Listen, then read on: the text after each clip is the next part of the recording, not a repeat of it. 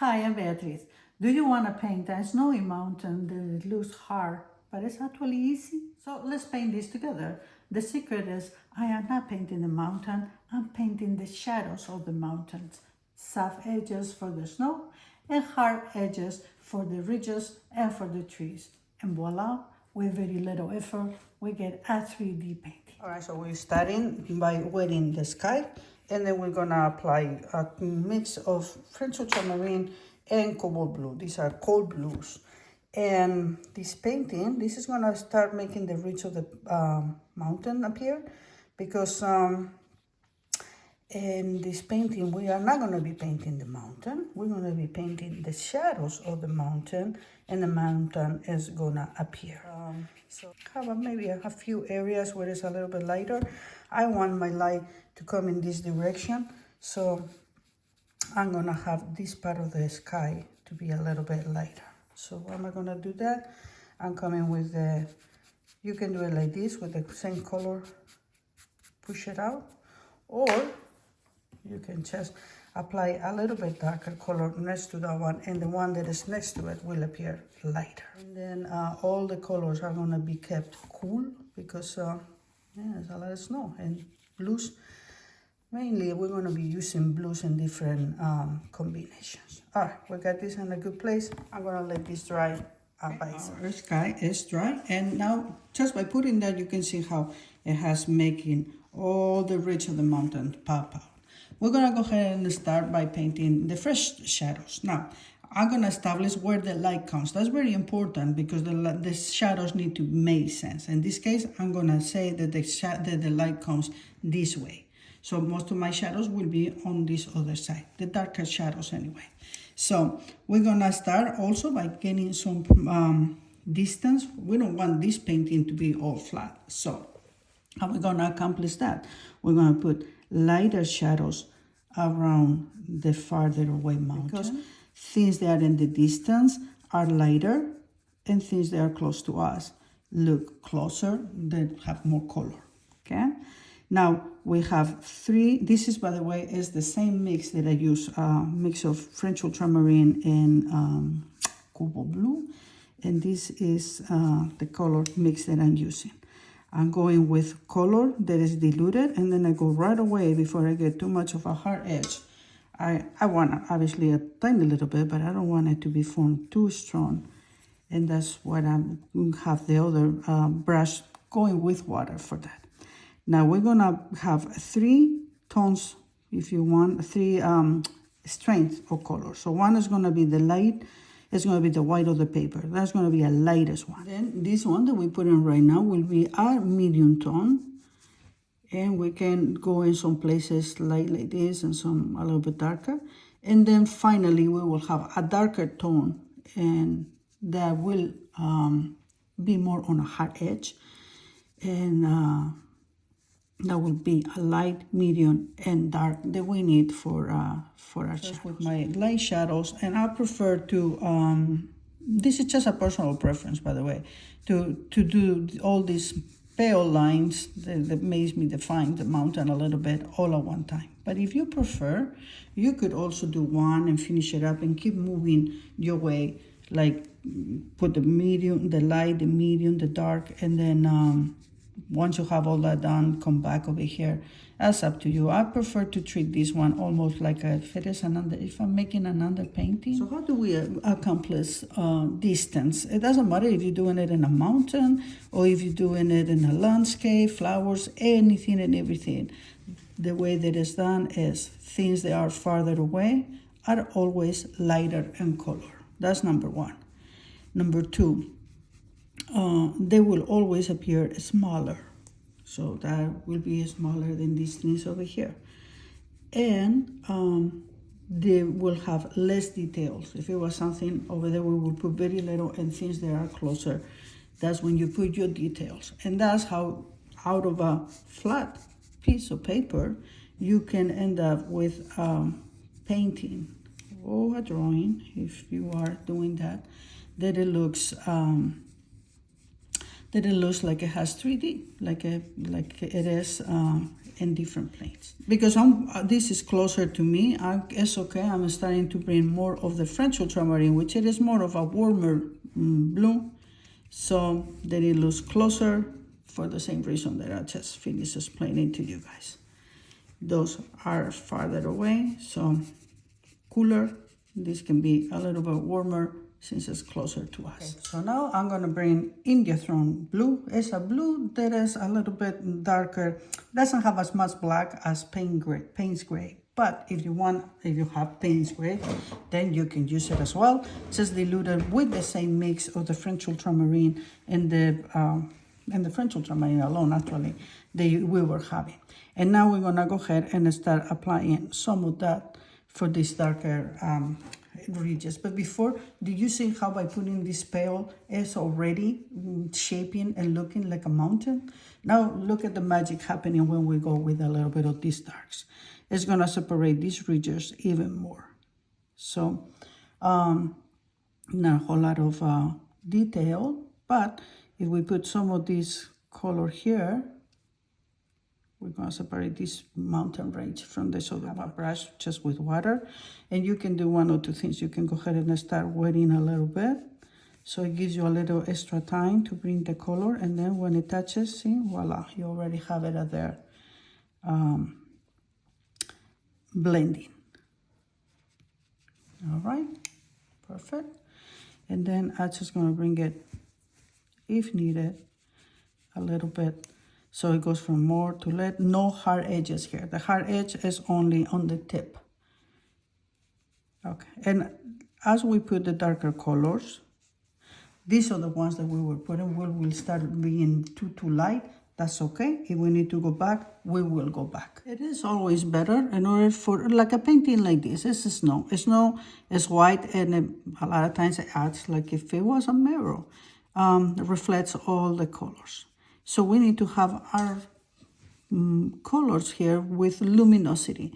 And it is better to go through putting different layers, different glazes, and watercolor we call them glazers, and put one and go build up slowly. Then not for me to go right away to the darkest color and then try to just water down the things around it. I will always have more of the white of the paper showing if I go build up little by little. So yeah, sometimes it's a little bit more time consuming. Say for example, I go and put these, and after I put this, I say, oh, these ones need here now are kind of disappearing. I need to go one more time. That's okay. Take your time. Your painting will look better if you go twice than not if you try to go as dark as you see it in the first go. I'm going to continue to put some of these darks. So I'm putting my darker colors. I'll go with water because I don't want to have too much of the hard edges. As I'm coming here with the water, by the way, I'm picking a little bit of this color. And then, here, let me fill this up. With this color, I have a little bit darker tone than this one. And that's enough for me to have yet another transition that I can paint at the same time that I'm painting. This is the darkest part of the mountain, and I'm bringing the same combination, the Indanthrone Blue and French Ultramarine, but I just bringing it with more color, less water. So it's the same as that, but it's going to look a little bit darker. I don't want to have too hard edge in the middle. I want to have the hard edge only in the outside, so it looks like it is another ridge, another, underneath this snow, it will be hard rock. Your edges, kind of like if you paint by numbers, first you put it like that, and then you fill up. Oh, you see how this mountain is popping up now? Yes, nicely. We don't want it all solid either, so that's why I come with this brush that I have more water, and I have a little bit of those variations. That looks really, really nice. And now I'm gonna keep moving to this other one. Like I said, we're not painting the mountain, we're painting the shadows of the mountain, and the shadows of the mountain is making the mountain appear. Now we are done. Like you can see, we've been having hard edges, shadows with hard edges and darkness. That's because of the rocks will not allow the light to come through, and that is also what is giving the shape to the mountain. But now we are done with that. We're moving more down here, which is only snow, and now we're gonna have more of a soft type of transition. So from this one, we already went one time, but it's too much of a between this dark and this light. So let's go again. I wait a little. This time I come in with my Cobalt Blue, and I'm just gonna darken this a little bit. Not as dark as that, just light it up. As I said, mentioned before, and this is very important, it's better that you go back and forth 2 times, 3 times, whatever times you need, than not to go all at once with a very chalky kind of paint. Then you will not have this transparency. And then the snow, everything is kind of luminous, so you have shadows, but the white of the snow is still shows through. And you are only going to accomplish that if you go back and forth, if you need to, okay? There will be some areas where you don't have to. And this is giving us more of our slope. All right, so we're going to use this line over here as a little separation of the farther away, kind of mid-ground. And now we're gonna be looking at the foreground for us. So this is where we're gonna put a few detailed things. What are we gonna do? I'm gonna put a few trees, because some of these trees, evergreens, grows at the bottom of the mountain. Like the snow is coming from there and then it goes down. So how we do that? Well, we're gonna have this part over here lighter. Then with Cobalt Blue, we're gonna put a little bit of darker right there. Right away, go with water. I got water here at the bottom. However, the important thing is that my transitions here are soft, so that I blend them. That's what I mean by soft. And I can have a bit of a hard edge here, but then as I go down, less and less and less. And now, if I curve it a little bit, it seems like it's also coming this way. And now it looks more like a realistic type of snow. Let's just bring, it's almost disappeared here, so let's just bring a little bit more color here. Not as much as that, but a little bit. You know what? Let's just, this is almost gone, so let's just put some of this, oops, erase that, and some of this Cobalt Blue over here. There it goes. And here I just put in, by the way, I just put in darken all these shadows with Cobalt Blue.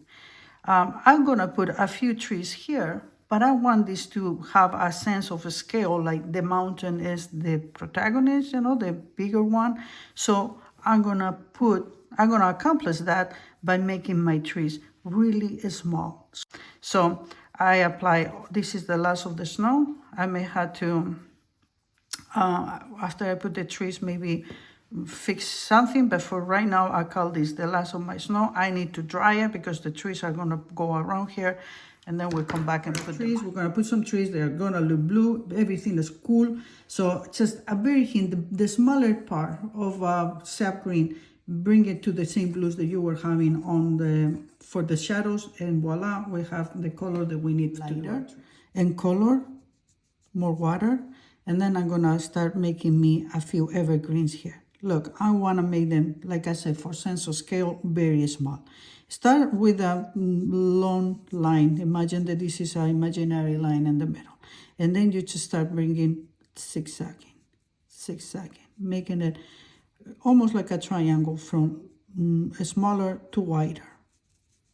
And this part over here, we're just gonna fill all of that up. We're gonna put another one here. Do the same thing. 6, 6, 6, then everything here gets together. And then we go from taller to smaller, finish like this, just a line. Okay, the tips of the trees is what is making our eyes fill it up and thinking, oh, those are trees. So don't need to be like precise and perfect. It just give the shape, and our eyes fills the rest up. I have also, if you like to learn more about how to do evergreens, I have a video that I tell you different types of evergreens, and you can pick the one to make for this or for any other painting that you feel more comfortable with. I feel like we should put a little one here to fill this gap. What do you guys think? We're gonna let this dry. Let's start it, say, right here. And now these one are the closest one. These ones I'm gonna put maybe a little bit more detail. I'm gonna do this like zigzagging. Go this way, I go this other way. Go this way, go this other way. And every time that I go a little bit wider. Now that came up slightly too dark, so I'm going with paper. While it's wet, I light it up a little bit. One thing that I'm gonna do now, while I have it right here, is same colors that I was using for my shadow. Let's just put a little shadow here, because this will have a light shadow. This is the softer, okay? The trees are behind